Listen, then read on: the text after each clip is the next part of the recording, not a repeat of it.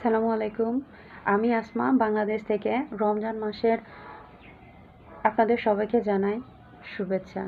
আসলে রমজান মাসটা একটা পবিত্র মাস, আর এই পবিত্র মাসটা সবার জন্য সুন্দর হোক, শুভ হোক এই কামনা। কিন্তু বর্তমান সময়ে যে পরিস্থিতি, বর্তমান সময়ে আপনার বেশিরভাগই দেশ যুদ্ধের সাথে জড়িয়ে গেছে, একটা সংঘর্ষে জড়িয়ে গেছে। কিন্তু সংঘর্ষ তো সব কিছুর সমাধান দেয় না। শান্তিপূর্ণ চুক্তি হচ্ছে একটা মানুষ হিসেবে সবচেয়ে বড় চুক্তি। শান্তির মাধ্যমে সব কিছু জয় করতে হবে। যুদ্ধের মাধ্যমে কোনো কিছু সম্ভব নয়। তাই আমরা পৃথিবীর সব মানুষ চাই শান্তিই হোক আমাদের ধর্ম। তাই দয়া করে আপনারা সব দেশের মানুষেরা যুদ্ধ বন্ধ করুন।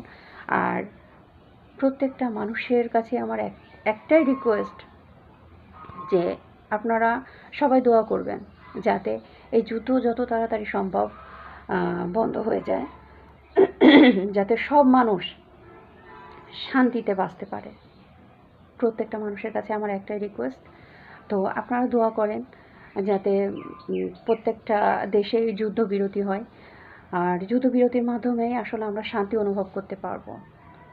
সবার জন্য রইল শুভকামনা।